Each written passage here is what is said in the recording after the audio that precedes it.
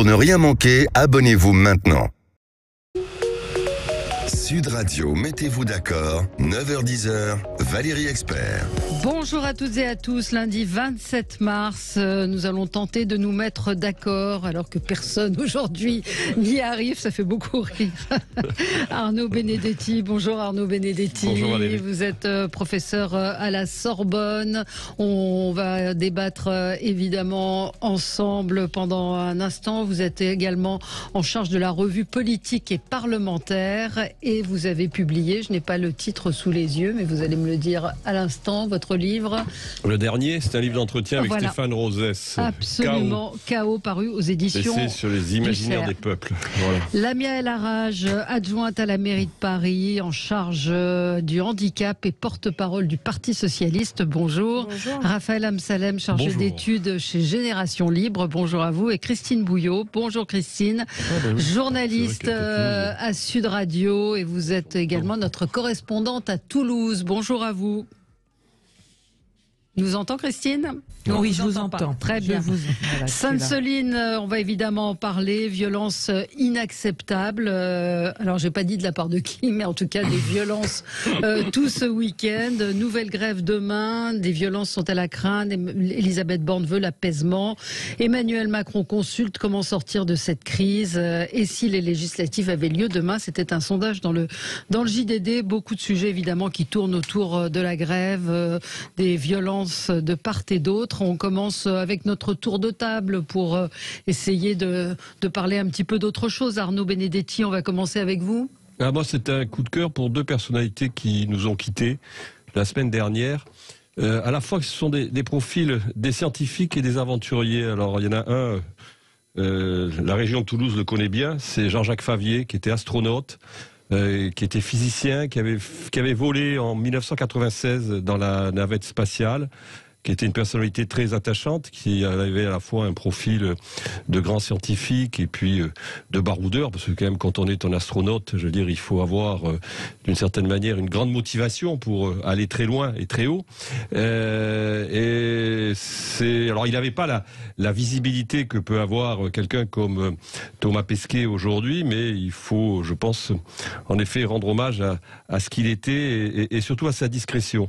Et l'autre personnalité, c'est alors lui un immense scientifique, c'est Claude Lorius, qui avait été médaille d'or du CNRS, qui avait toutes les récompenses possibles sur le plan international dans le domaine scientifique. C'était un directeur de recherche du CNRS qui était un glaciologue et climatologue, et c'est lui qui, avec Jean Jouzel, avait mis en exergue, il avait mené, je crois, 20 expéditions dans l'Antarctique depuis le début des années 50, et c'est lui qui avait mis en exergue le lien entre la concentration de gaz à effet de serre et les évolutions climatiques. Donc c'est vraiment quelqu'un qui a joué un rôle tout à fait essentiel dans la prise de conscience de l'activité humaine sur le changement climatique. Ce qui est un peu désolant quand même, c'est que vous voyez, ce sont deux grandes personnalités scientifiques, et finalement leur disparition est passée un peu sous les radars. Et on peut se poser la question, qui célébrons-nous aujourd'hui ? Je pense que c'est regrettable, voilà. Mais enfin bon, ils étaient reconnus dans leur monde académique, en tout cas, clairement. Et puis mais c'est des gens qui ont fait, comme vous le dites, qui ont été extrêmement importants tout à fait. C'est effectivement qui célèbre-t-on aujourd'hui ? C'est une bonne question. Vous avez 2 heures pour plancher. Lamia El Harraj, vous, c'est un coup de gueule ? Oui, c'était un coup de gueule parce que j'écoutais il n'y a pas si longtemps que ça. Vous avez reçu Rachida Dati sur cette antenne, qui est venue nous expliquer, dans la matinale Sud Radio, qui est venue nous expliquer quelle était sa vision de Paris et pourquoi est-ce qu'elle pensait qu'elle allait changer Paris. Alors moi, je voulais juste rappeler aux gens qui ont pu écouter qui est Rachida Dati. Rachida Dati explique qu'il y a beaucoup d'habitants qui quittent la capitale et qu'à cause d'Anne Hidalgo, les classes ferment à Paris. Est-ce que vous savez quel est l'arrondissement qui perd le plus d'habitants dans tout Paris ? Le 7e, le 7e arrondissement, 14% d'habitants en moins. Rachida Dati qui nous explique qu'il faut plus de logements sociaux pour héberger les familles, loger les familles parisiennes. Moi, j'aimerais savoir, dans ce cas, pourquoi est-ce qu'elle refuse de façon systématique toute construction ou toute mise en place de logements sociaux dans le 7e arrondissement. Rachida Dati, construire encore est-ce qu'il y a des arrondissements qui ne sont pas complètement c'est à la fois la construction, mais au-delà de ça, c'est aussi la transformation d'un certain nombre d'immeubles en logements sociaux. C'est la mise en place de logements sociaux, quels qu'ils soient. C'est pas forcément que de la construction. Et de façon systématique en Conseil de Paris, je vous invite à regarder tous ces votes. Elle vote contre et elle s'y oppose très fortement. Rachida Dati, autrement appelée marraine qui est mise en examen pour corruption passive, trafic d'influence passive, recel d'abus de pouvoir. Non, mais en fait, je trouve ça quand même un peu dingue, si vous voulez, ce côté innocente pour donneur de leçons de façon systématique, elle est quand même mise en examen. Donc, si vous voulez, venir expliquer de façon systématique qu'on va laver plus blanc que blanc, qu'on est plus blanc que blanc, et faire la leçon aux autres, ça commence un petit peu à m'agacer. Et je rappelle aussi, parce que là aussi, on a eu un échange assez vif en Conseil de Paris, où j'ai vu qu'elle s'exprimait par ailleurs, elle se répandait dans la presse sur la question des notes de frais, sur la transparence.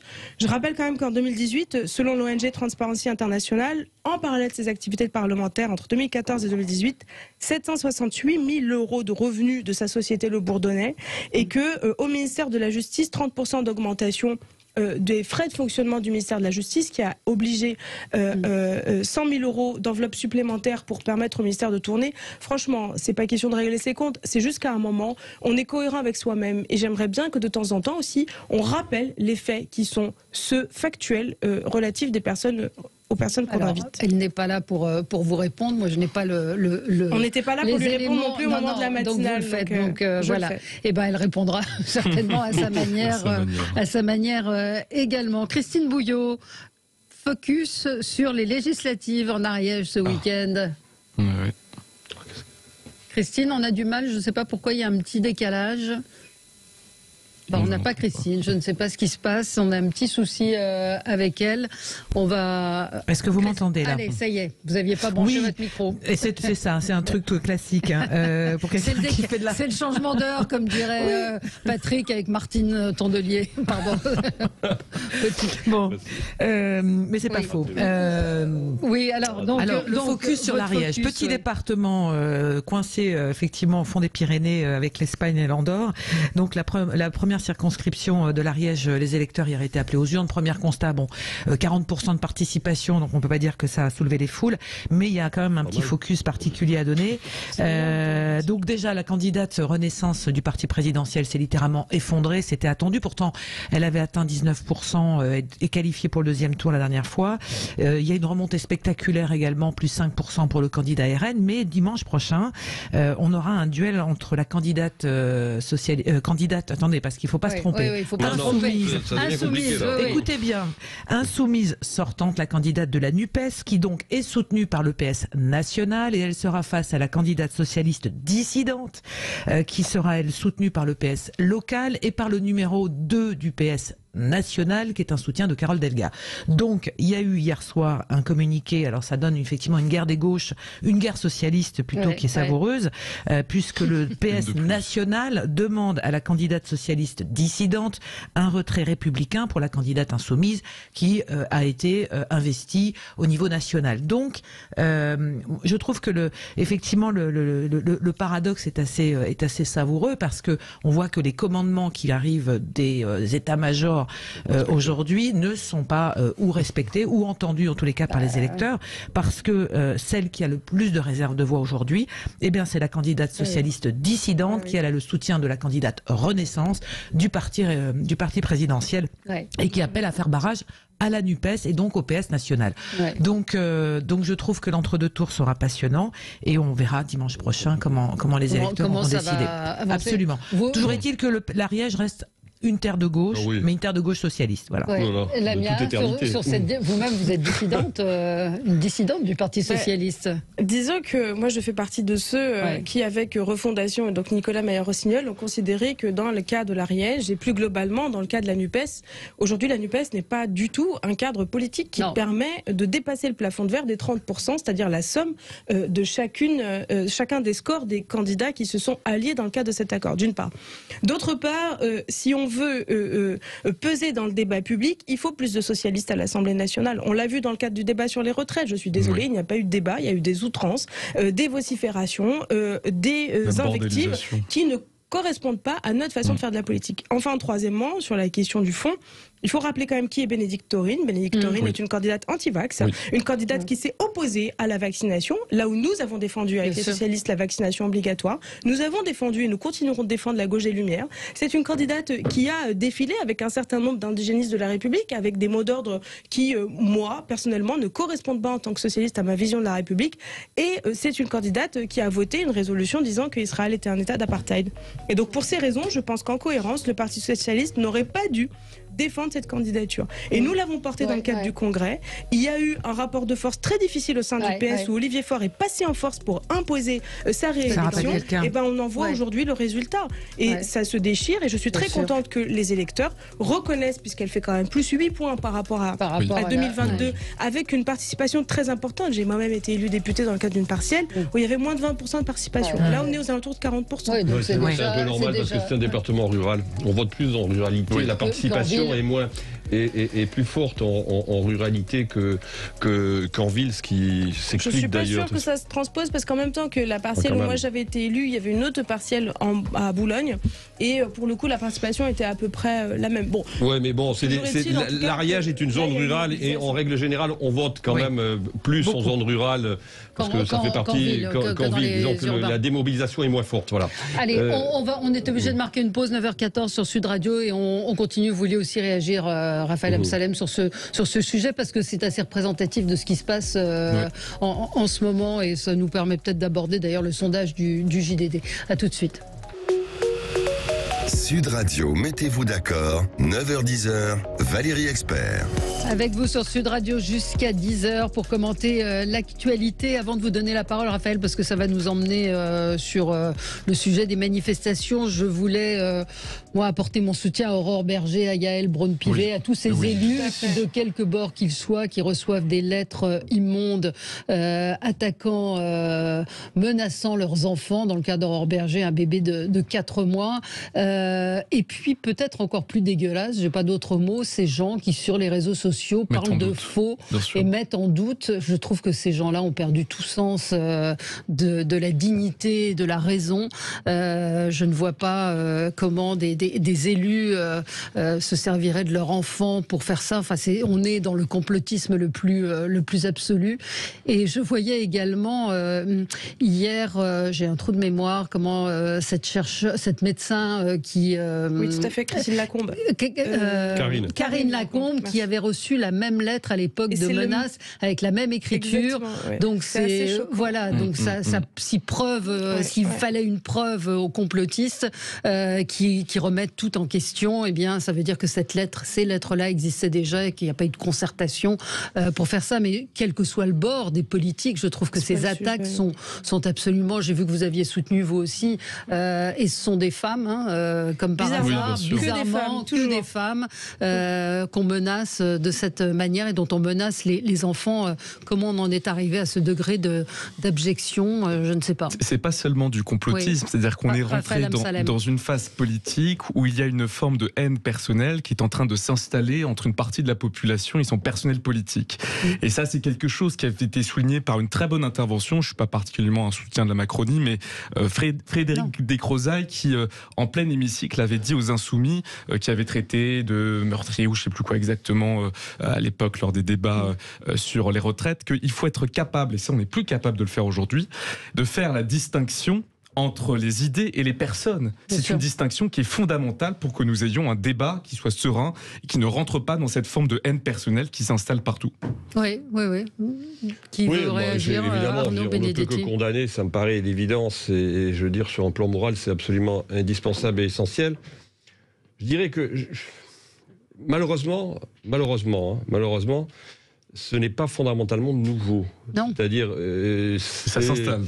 Oui, ça s'installe. C'est vrai que ça s'installe. C'est vrai que... Avec des gens qui trouvent ça normal. Oui, alors voilà, c'est ça la différence fondamentale. Elle est là. Si on parlera tout à l'heure de la violence, c'est que, in fine, vous avez aujourd'hui une partie de l'opinion qui considère que c'est dans la logique des choses. C'est-à-dire l'agression, la violence sont devenus des modes de médiation politique parce que tout simplement le pouvoir ou les dirigeants ne répondraient plus aux aspirations et ne représenteraient plus la société.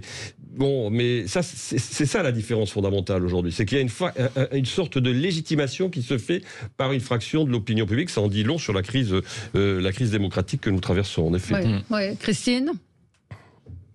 Tous les sujets qui sont des sujets particulièrement clivants et qui sont dans l'actualité, hein. Le maire de Saint-Brévin qui a eu sa maison, c'est-à-dire qu'il y a des attaques par lettres, des menaces, mais il y a aussi quelque part aujourd'hui, on est passé un step au-dessus où il y a des attaques physiques des élus.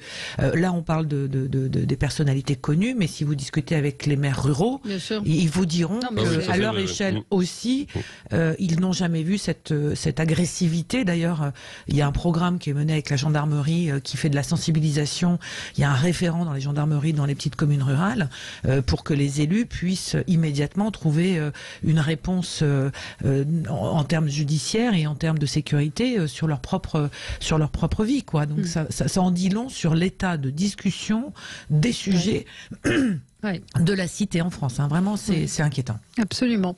Raphaël Amsalem, donc vous, votre coup de cœur. Un coup de cœur pour une fois. Pour les braves. Alors, pas pour la brave précisément, mais pour la pétition qui a été lancée sur le site de l'Assemblée nationale, qui a rassemblé, je crois, près de 30 000 signatures. 40 000.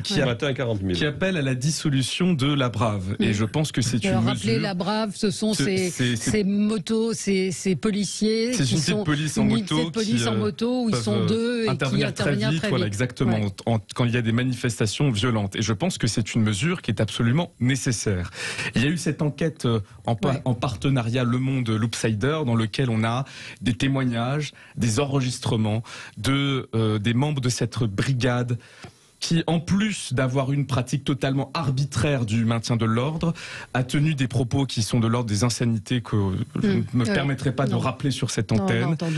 Une enquête BFM TV qui a recueilli des témoignages dans lesquels on voit qu'il y a eu des remarques racistes, antisémites, et puis toutes ces vidéos dans lesquelles on voit des charges arbitraires, des manifestants qui n'ont rien fait et qui reçoivent des coups, ce SDF qui a été jeté au sol, traité de sac à merde, il faut le dire, qui n'a pas été relevé par la police.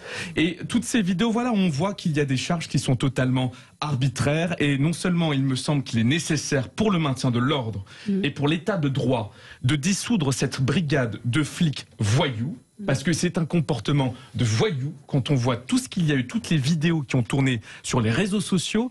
Et puis en plus, il faut dénoncer, je crois, l'intervention du ministre de l'Intérieur, qui est dans une forme de passivité et d'excuse qui n'est pas acceptable. Il explique que ces comportements, eh bien au fond, sont anecdotiques, s'expliquent par la fatigue. Bah oui, moi aussi, je vais aller frapper des policiers, je vais dire que c'est la fatigue. Depuis quand un ministre de l'Intérieur excuse les forces de l'ordre, c'est-à-dire ceux qui sont détenteurs de l'autorité depuis publique. Depuis tout le temps, ça c'est pas nouveau. Mais dans un état de droit précisément qui fait attention à la garantie de chacun, aux libertés publiques, le rôle du ministre de l'Intérieur n'est pas de protéger les forces de l'ordre qui ont une pratique arbitraire, une pratique dérangeante du maintien de l'ordre, mais qui au contraire soit au service d'une vraie mission de sécurité, et l'état de droit, la protection des libertés publiques fait intégralement partie de l'autorité de la sécurité dans une démocratie libérale. Et ça fait partie d'un comportement plus général qui n'est pas acceptable, dans lequel on voit par exemple M. Darmanin expliquer que manifester dans une manifestation qui n'a pas été déclarée serait illégal. C'est faux. C'est absolument faux. Il est illégal d'organiser une manifestation sans la déclarer. Il n'est pas illégal d'y participer. Décision de la Cour de cassation. Et cette attitude-là n'est pas au service de la sécurité. Parce qu'on nous explique, oui, il faut la brave M, il faut des petits coups de matraque pour pouvoir maintenir la sécurité. Mais pardon, c'est avec ces policiers-là qu'on a les poubelles qui sont en train de brûler, qu'on a des casses à Paris quasiment tous les soirs depuis une semaine, depuis le déclenchement du 49.3. Donc, ça démontre bien que cette passion sécuritaire qui voudrait qu'il ne faudrait pas de limite à l'action policière, qu'il ne faudrait pas de justice, n'est pas du tout au service de la sécurité, et que, au contraire, ça participe à créer du clivage, à créer de la confrontation avec les manifestants. Et à ce titre-là, c'est très intéressant de noter la différence de traitement qu'il y a avec les gendarmes, qui n'ont pas du tout les mêmes les mêmes mécaniques de maintien de l'ordre, avec lesquelles il n'y a pas du tout les mêmes types de confrontation. Ni les mêmes périmètres d'intervention. Oui, mais ça montre bien que ces stratégies qui sont agressives et qui considèrent qu'il faut avoir un rapport conflictuel systématique avec des manifestants, aboutissent sur un surcroît de violence. Et je rajouterai juste un dernier point, la liberté de manifestation. Ce n'est pas seulement un droit qui est reconnu dans une architecture juridique, c'est aussi d'avoir le sentiment du bon droit, d'avoir le sentiment que quand on va spontanément aller manifester, on ne recevra pas des coups de façon arbitraire. Et il y a eu beaucoup trop de vidéos et de témoignages qui démontrent que ces policiers-là, cette brigade-là, n'est pas du tout en accord avec les principes d'un état de droit. Il me semble absolument nécessaire de dissoudre cette brigade. J'entends ce que vous dites, mais manifester avec des haches, des pavés, des couteaux, des cocktails Molotov, c'est pas une manifestation pacifique. Je suis absolument d'accord, sauf que le problème avec la Brave M, c'est qu'ils n'ont pas seulement été en confrontation avec des gens qui troublent l'ordre public, et c'est le rôle de la police de réprimer des débordements à l'ordre public. Le problème, c'est tous les témoignages de remarques racistes, antisémites, de vidéos arbitraire et qui démontre d'agressions sexuelles, de tout un tas de témoignages qui soulignent qu'on n'est pas seulement dans du maintien de l'ordre, on est dans une brigade qui est à la limite avec les pratiques de l'état de droit et ça n'est pas acceptable. Donc quoi, problème de moi je partage ce qui a été dit sur en effet les comportements de ces policiers, je suis tout à fait d'accord avec vous et je ne peux que relayer. Pardon, beaucoup de réacteurs disent pourquoi jeter l'opprobre sur l'ensemble de la police. Moi je pense que la situation d'affrontement dans laquelle on se retrouve aujourd'hui dans la rue n'est pas de la responsabilité de la police, elle n'est pas de la responsabilité des manifestants, elle est d'abord de la responsabilité du pouvoir politique. Aujourd'hui, clairement, on se retrouve dans une situation dans laquelle on ne devrait pas se retrouver si on avait eu un pouvoir politique qui avait un peu écouté et qui avait un peu entendu et qui avait mené une réforme qui soit une réforme dans la concertation, ce qui n'a pas été fait. Non. Donc ça, c'est un premier point. Deuxième point, oui, en effet, ces violences policières sont inacceptables, ces comportements sont inacceptables, ils doivent être condamnés et il faut se poser en effet la question du maintien ou non de la Brave.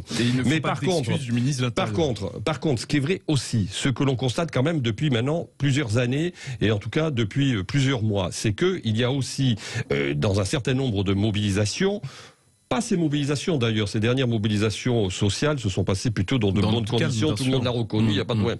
Mais il y a quand même aussi une radicalisation aussi sur le terrain. Et d'ailleurs, elle a été théorisée. Elle a été théorisée par un chercheur, un sociologue, qui est un sociologue scandinave, qui s'appelle Andreas Malm, qui dit très clairement que il faut aujourd'hui, dans des mobilisations de ce type, avoir un bloc modéré et un bloc radical. Que le bloc radical est celui qui va finalement contraindre le pouvoir à trouver une issue politique pour que les modérés de la revendication puissent à un moment donné intervenir et faire valoir leurs droits et faire valoir leurs revendications. Donc, si vous voulez, on est quand même dans un climat politique où il y a aussi, il faut le constater clairement, une forme de radicalisation d'un certain nombre de groupes. Et on l'a vu encore ce week-end dans les Deux-Sèvres, lors des manifestations contre les bassines, pardon, les méga-bassines. Donc, il y a aussi cela qu'il faut prendre en compte. Donc, je pense qu'en effet, il y a la police d'un côté, mais il y a aussi un certain nombre d'actions qu'il faut quand même condamner aussi du côté des manifestants. On y revient dans un instant, 9h29 sur Sud Radio. Sud Radio, mettez-vous d'accord, 9h-10h, Valérie Expert. Avec vous jusqu'à 10h, on parlait de la Brave, de ces voltigeurs. Enfin, c'était l'ancien nom, c'est le nouveau nom pour les voltigeurs.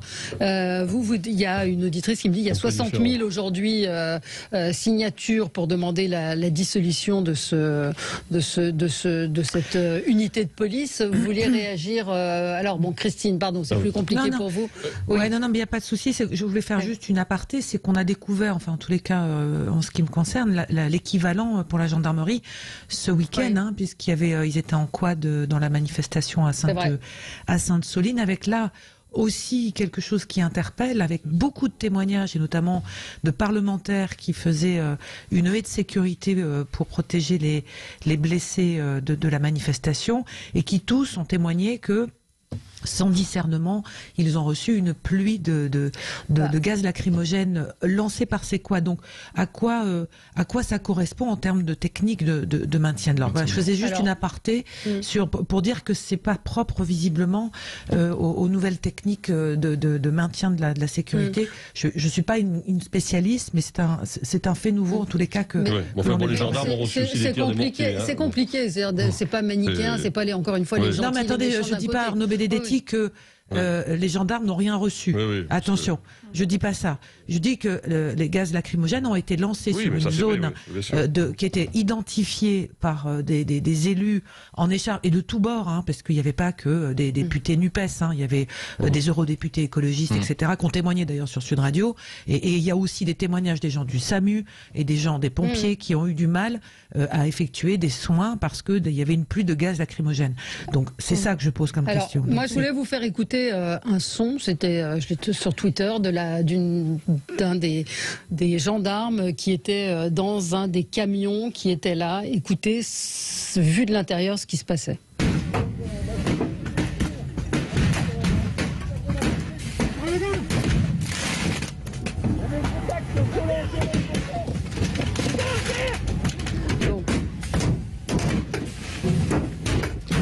Voilà, donc ça c'est la promenade gentille de gens. Je sais pas si Stéphane, notre auditeur fidèle, me dit mais non, mais les boules, il y avait le cochonnet, donc ils étaient là pour s'amuser, etc. Là, il y a des gens qui s'amusaient pas du tout et on voit ce camion je sais pas si c'est un camion de CRS ou de police. Je crois que c'est un camion de CRS se faire canarder. Il n'y a pas d'autre mot. Donc c'était aussi d'une rare violence de l'autre côté. N'oublions pas qu'il y a un homme de 30 ans entre la vie et la mort ce matin. Absolument. Et c'est un manifestant. Et 50 policiers blessés, dont 2 très gravement. Lamia? Moi, je voulais réagir parce que la question, c'est pas jeter l'opprobre sur l'ensemble des forces de l'ordre. Bien évidemment, je veux dire, on est dans un état de droit et évidemment que l'autorité républicaine de l'État est incarnée par les policiers, qu'ils ont tout notre soutien, mais ils ont aussi un devoir d'exemplarité. Et en l'occurrence, ce qui se passe avec la Brave M, ça a été rappelé, qui sont quand même les héritiers de ce qu'on appelait à l'époque les voltigeurs. C'est une technique de maintien de l'ordre qui est absolument pas en adéquation avec le droit fondamental qui est celui de manifester. Je rappelle quand même que la France vient de se faire épingler, notamment par l'Union européenne et par l'ONU, sur le non-respect du droit à pouvoir manifester en toute sécurité. Et moi, je vais prendre mon exemple très personnel. On a toujours eu l'habitude d'aller manifester en famille. Je n'emmène plus mes enfants en manifestation parce que j'ai peur, parce qu'il y a toujours des débordements. Or, on le sait, les cortèges doivent être encadrés par les services d'ordre, notamment des syndicats et des partis politiques quand ils sont en soutien, et ça se passe bien quand c'est le cas. Après, il y a évidemment toujours des casseurs, il y a toujours des gens qui sont là pour mettre le bazar. Et c'est là où il y a une responsabilité, c'est l'usage proportionné de la force, l'usage intelligent de la force, de façon à permettre le droit à manifester, tout en permettant le maintien de l'ordre. Or, pardon, mais les témoignages qu'on entend, c'est pas tout à fait ça. C'est un usage disproportionné, c'est des insultes, c'est des agressions, c'est des agressions sexuelles, c'est du racisme, c'est de l'antisémitisme, et ça, ce n'est pas acceptable. Et il faut le dénoncer, il faut que l'IGPN soit saisi, et d'ailleurs, il serait aussi temps que l'IGPN devienne une autorité indépendante sous l'égide d'un magistrat indépendant, de façon à restaurer le lien de confiance entre les forces de l'ordre et la population. Parce que, qu'est-ce qui se passe? On parlait tout à l'heure des attaques contre les élus. On est en train de parler là de la défiance vis-à-vis de la police. Tout ça contribue à quoi? À ébranler nos institutions et à générer une société de violence où on monte les gens les uns contre les autres. Or, je rappelle quand même que la démocratie, c'est le socle de l'état de droit et de notre République, et qu'il est important de la préserver et de préserver ses institutions. Parce que là, ce qui se présage pour les années à venir, moi, sincèrement, ça m'angoisse. C'est une société de violence et de défiance, et je n'en veux pas. Oui, Raphaël, encore un mot. Il ne s'agit pas de jeter l'opprobre sur l'ensemble de la police. Il s'agit, de dénoncer le comportement d'une brigade en particulier, à l'appui de témoignages qui sont nombreux et précis. Le deuxième point, et je suis tout à fait d'accord avec ce que vous venez de dire, c'est que il ne s'agit pas de démanteler l'autorité publique, il s'agit de dire que dans une démocratie libérale et dans un état de droit, les dépositaires de l'autorité publique, ceux qui détiennent la force, ceux qui peuvent donc avoir un rapport de force avec les manifestants, doivent être exemplaires, et les comportements, il est sain, je trouve, de leur demander des comptes. Et c'est ça qui me semble le plus normal. Et le troisième point, c'est que Pour revenir sur ce que disait M. Darmanin sur ils sont fatigués, ce sont des comportements anecdotiques. Est-ce que la liberté est conditionnée par la qualité du service public ? Ça, c'est une problématique fondamentale, on l'a connu avec la crise Covid. C'est-à-dire que maintenant, il s'agit de dire, messieurs, dames, ne manifestez plus si les policiers sont fatigués, votre liberté est conditionnée à leur état de santé. C'est une dérive qui est inquiétante du point de vue de l'état de droit. Deux choses, quand même, sur l'opinion publique soutient la police. Toutes les études d'opinion le démontrent, ça c'est une réalité, même au moment de la crise des Gilets jaunes. L'autre aspect, c'est que, on regarde la position de M. Darmanin, mais la position de M. Darmanin, elle s'explique, je ne dis pas qu'elle se justifie, mais elle s'explique par un contexte politique où le pouvoir, j'allais dire, s'est mis dans une situation telle qu'il ne peut pas faire autrement que soutenir sa police. Il ne peut pas faire autrement que soutenir sa police. Parce que aujourd'hui, mais je dis pas que c'est bien forcément. Mais je dis pas que c'est bien, mais je fais un constat clinique, c'est-à-dire qu'aujourd'hui, on voit très bien que la situation est tellement tendue que si il donne le sentiment de lâcher sa police, il se retrouve dans une situation qui sera extrêmement compliquée. Et on est quand même dans une situation qui est très incandescente sur le plan social et sur le plan politique. Il faut quand même en avoir conscience aujourd'hui. Donc un pouvoir qui se retrouve dans cette situation, j'allais dire naturellement, organiquement, mécaniquement, il soutiendra sa police. C'est regrettable, mais c'est ainsi. Enfin, en tout cas, sa police. Ce qui est normal qu'il soutienne sa police en général. Mais même les éléments les plus douteux de sa police. Voilà. Moi, je trouve qu'on est sur un chemin étroit pour sortir de tout cela, parce que ce qui est pas nouveau, mais en tous les cas, ce qu'on constate, nous, sur le terrain, sur les manifestations, c'est que beaucoup de manifestants, s'ils condamnent les dégradations, et des manifestants, attention, moi, j'ai passé la soirée jeudi dernier à Toulouse, et à discuter, à essayer de voir s'ils condamnent les dégradations du mobilier public, ils trouvent ça absurde, etc. 8 sur 10 vous disent ouais, mais finalement c'est logique qu'on en arrive là. Ce qui s'est passé, c'est violent, et à la violence, la société répond par la violence. Et moi, je trouve ça extrêmement grave qu'aujourd'hui, finalement, on est sur un constat que l'opinion. Alors vous disiez, Arnaud, que les gens soutiennent la police. Alors il y a les gens sont pas contre les policiers. En fait, c'est pas les policiers qui le visent. C'est plus haut. En fait, c'est une espèce de fracture complète.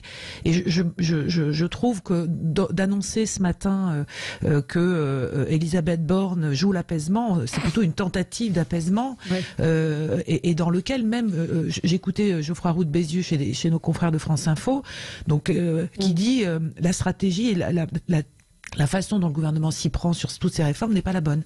Donc, je veux dire, on est sur un chemin étroit de crête qui est compliqué.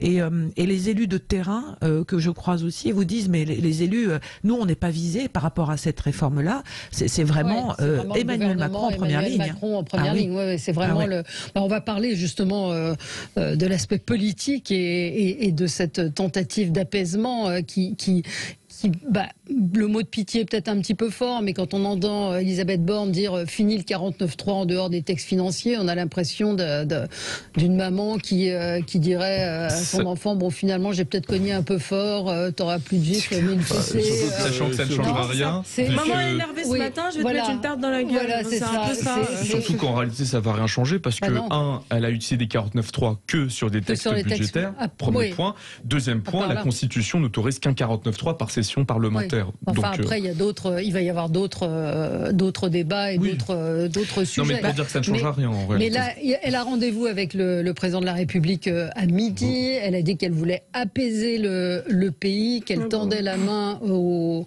syndicats, sauf que tendre la main dans un bras de fer, ça fait mal, quoi, la main.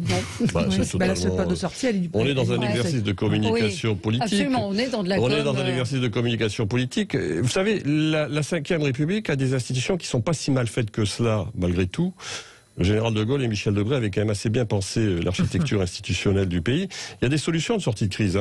Il y a des solutions de sortie de crise. Il y en a deux. Il y en a une, et les deux ne seront pas utilisées. La première, on le comprend très bien, c'est la dissolution de l'Assemblée nationale, parce qu'on sait très bien que s'il y a dissolution, on va se retrouver avec une Assemblée nationale qui sera vraisemblablement encore plus illisible que celle que nous connaissons aujourd'hui. La deuxième solution, ça s'appelle le référendum. Et le référendum, en effet, c'est un moyen à un moment donné de sortir par le haut d'une crise, quand vous avez un conflit de légitimité, et c'est le cas en l'occurrence, vous avez un conflit de légitimité entre un pouvoir qui est légitime du fait des élections, mais aussi, qu'on le veuille ou non, aujourd'hui une société, une démocratie sociale, des partenaires sociaux, des syndicats qui ne sont pas favorables à cette réforme, eh bien vous demandez au peuple de trancher, tout simplement, sauf qu'on ne le fera pas. Donc ça veut dire qu'on va encore s'enfoncer un peu plus dans la crise politique et dans la crise sociale, parce qu'on ne veut pas utiliser les ressources de la Constitution. Je crois qu'en effet, Madame Borne aujourd'hui est dans une situation très compliquée, mais ce n'est pas Madame Borne qui est dans une situation compliquée. C'est le président de la République. Madame Borne est infusible. Alors, ça sera la troisième solution. C'est ce que j'allais dire. Il y a une troisième solution, c'est le Conseil constitutionnel. Alors non, ça c'est autre chose. C'est la quatrième même. Parce que la troisième solution, c'est le changement de Premier ministre. Vous pouvez changer de chef de gouvernement, mais je ne vois pas en quoi le changement de chef de gouvernement va changer la situation. Mais on peut l'utiliser. On peut toujours l'utiliser. Bon, ça a été utilisé. François Mitterrand savait bien l'utiliser, mais il l'utilisait de telle manière qu'il évitait de se mettre en première ligne comme le fait Emmanuel Macron.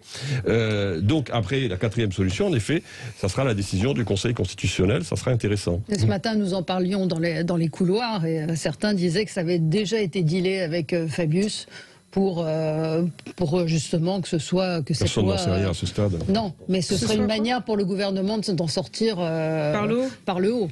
Non. Christine, vous étiez sur ce sujet? Oui, enfin j'étais sur ce sujet-là parce que effectivement c'est une des portes de sortie. On dit qui serait une manière de sauver la face pour un peu tout le monde et on repart à zéro. Pour le gouvernement, pas vraiment. Pour le gouvernement, pas pour tout le monde. Pour le gouvernement, mais même pour les syndicats finalement, parce que ça permettrait aussi aux syndicats de dire, on revient en pause et on revient aux discussions autour de tout ça. Mais globalement, sur l'ambiance générale, j'ai envie de vous dire, c'est que ce que reflète ce que nous vivons là aujourd'hui, le sentiment qu'on a, c'est que tout sujet arrive à ces espèces de clivages où les gens ne supportent plus la verticalité des décisions. Et ça, c'est assez dingue de s'apercevoir qu'on a manqué un morceau. Et je reviens à cette interview de Geoffroy Roux de Bézieux ce matin, parce que c'est intéressant le message qu'il envoie aussi, c'est qu'il dit au gouvernement, arrêtez de passer outre les corps intermédiaires. Il prend l'accord qui a été signé avec les partenaires sociaux, patronat, syndicats sur le partage de la valeur, et il dit il faut que le gouvernement s'en saisisse, qu'il n'a toujours pas fait, alors que tout le monde est d'accord sur un sujet qui est essentiel, c'est le partage de la valeur. Donc c'est quand même, ça prouve bien quand même que la verticalité aujourd'hui n'est plus permise dans ce monde plus qu'incertain et qui est anxiogène. Anecdotique, mais c'est quand même la peur des débordements qui a fait que le roi d'Angleterre ne vienne pas ce week-end. C'est quand même fou, quoi. Oui. Enfin, c'est surtout la peur de ne pas pouvoir assurer la sécurité et d'avoir suffisamment de policiers c'est surtout à disposition. On va y revenir dans un instant, 9h45. Je vous donne la parole, Raphaël Amsalem, tout de suite après. Sud Radio, mettez-vous d'accord, 9h-10h, Valérie Expert. Avec vous sur Sud Radio jusqu'à 10h, Elisabeth Borne veut l'apaisement. Qu'est-ce que l'apaisement? Comment y parvenir? Comment en sortir? Raphaël Amsalem, est-ce que nos institutions sont à bout? C'est aussi la question sur laquelle vous vouliez revenir. Je pense que nous vivons une grave crise politique et institutionnelle.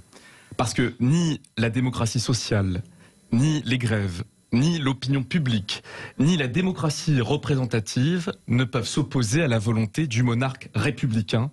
Notre Constitution consacre malheureusement l'extrême, l'insolente solitude du président de la République.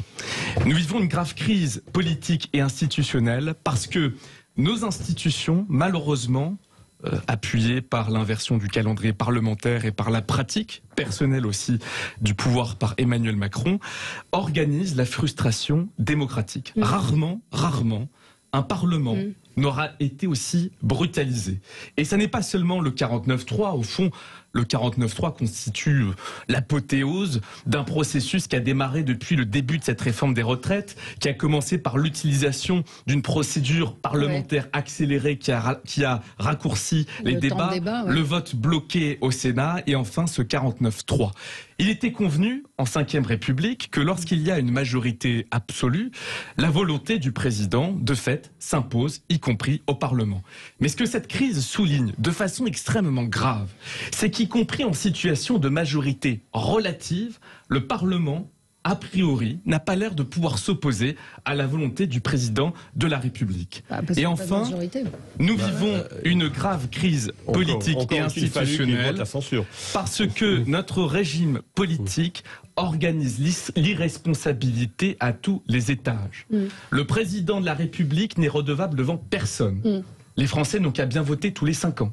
Le Premier ministre, qui voit sa fonction être substituée par le président de la République dans toutes les fonctions gouvernementales, se transforme en exécuteur de la volonté présidentielle et sinon en fusible. C'est d'ailleurs le débat qui est en train de commencer à s'amorcer avec Elisabeth Borne. Et puis enfin l'Assemblée nationale, qui voit sa fonction être dérobée. Au lieu d'être le lieu cathartique de nos passions, de nos désaccords communs, eh bien le Parlement se transforme en chambre d'enregistrement de décisions qui sont prises ailleurs. Donc, il me semble urgent de sortir le plus rapidement possible de ce paternalisme institutionnel. Un point. Le problème, moi je suis beaucoup moins critique que vous sur les institutions. C'est la pratique des institutions qui pose problème. Mais le Parlement, l'Assemblée... mais l'Assemblée nationale avait les moyens de s'opposer au vote de la réforme. Il suffisait que les députés LR votent la censure du gouvernement. Ils ne l'ont pas fait. Il y avait une majorité pour voter la censure et ça n'a pas été fait. Donc ça, c'est un constat. Vous dites l'Assemblée est une chambre d'enregistrement. Non, l'Assemblée nationale avait la possibilité, dans cette Assemblée spécifique, dans cette législature spécifique, de voter la motion de censure. Un certain nombre de députés n'ont pas voulu le faire. Le fait est que ce sera quand même la première loi au sein de la Ve République qui passera sans vote à l'Assemblée nationale. Ah oui, ça c'est vrai. Au-delà de ça, je pense que... on parlait tout à l'heure de crise institutionnelle et politique. Il faut quand même se rappeler d'où vient tout cela. On a eu en 2017 un président élu, présenté par tous comme étant un génie politique qui a pratiqué le temps du en même temps. La réalité, c'est qu'il n'y a pas du tout de en même temps, qu'il est et de droite, voire de droite très libérale, avec une coupure totale avec ce qu'est la démocratie sociale. On le voit, il considère que parce qu'il a été élu, même face à Marine Le Pen, à 2 reprises, parce que les gens souhaitaient s'opposer au projet d'extrême droite, et pour ma part, j'ai voté pour lui au second tour, et sincèrement, je ne le regrette pas, et je ne le regretterai pas, il a considéré que c'était une validation totale de l'ensemble de sa feuille de route. Or, c'est quoi faire de la politique? C'est à un moment être en capacité de se poser la question de est-ce qu'on est en adéquation avec les gens qu'on est censé représenter? Je le rappelle, on représente des gens et on ne représente pas un parti politique. Quand les gens votent pour vous, les citoyens votent pour vous, ils vous donnent un mandat. Et à un moment, il faut être en capacité d'écouter quelle est l'adéquation des citoyens de la population avec le mandat qui vous a été octroyé. En l'occurrence, quand 8 Français sur 10 vous disent non à cette réforme, quand l'ensemble des syndicats disent non à cette réforme, quand vous avez des manifestations d'une telle ampleur, il faut les écouter. Et je rappelle, dernier point, qu'avant tout cela, il y a eu les Gilets jaunes. Entre-temps, il y a eu le Covid qui a participé à l'essoufflement de la contestation sociale. Mais la grogne, elle est là. Moi, je vous invite à regarder la flambée du prix des matières premières, de l'alimentation. Je vous invite à vous renseigner autour de vous. L'ensemble des familles aujourd'hui, des classes moyennes, des catégories socio-professionnelles supérieures par ailleurs, qui commencent à être touchées par cette inflation qui est quand même galopante. Quand vous regardez le prix des pâtes, le prix du beurre, le prix des œufs, mais les gens sont extrêmement inquiets de ce qui les attend demain. Et en plus de ça, on vous dit, en plus ça, il va falloir que tu travailles plus. Pourquoi? Parce que j'ai envie de continuer à privilégier les plus riches. Eh bien, ça ne passe plus. Et il est temps que ça s'arrête. La justice sociale doit prévaloir dans la construction d'un État démocratique et de notre République. Christine? Oui, alors effectivement sur les enjeux de demain. Alors nous on est focalisé là sur la journée qui se profile, c'est-à-dire comment vont se dérouler ces manifestations. Je peux juste vous interrompre une seconde. Il y a plusieurs manifestations déjà en cours. Stéphane donc me dit qu'à Nice la rocade est barricadée. Oui, alors c'est des actions ponctuelles. Au Louvre à Paris, la CGT est en train de bloquer l'accès à la pyramide du Louvre. Donc il y a déjà des blocages qui sont en cours de façon sporadique. Absolument. Ouais, tout à fait. C'est un peu non, mais c'est un peu tous les jours. L'autre élément nouveau, moi enfin en tous les cas en tant que citoyenne avant d'être journaliste, on peut redouter aussi, c'est que contrairement aux autres manifestations la semaine dernière, il y avait énormément de jeunes dans la rue, mais vraiment beaucoup d'étudiants, beaucoup de lycéens. On connaît leur fougue, on connaît ce que ça peut donner. Donc ça c'est en tant qu'adulte une inquiétude. Moi j'espère que dans dans les règles de maintien de l'ordre et de la mobilisation et le fonctionnement, les choses ne partiront. Je crains cette journée de demain, pour tout vous dire, parce que plus personne n'appelle à la raison personne, en fait.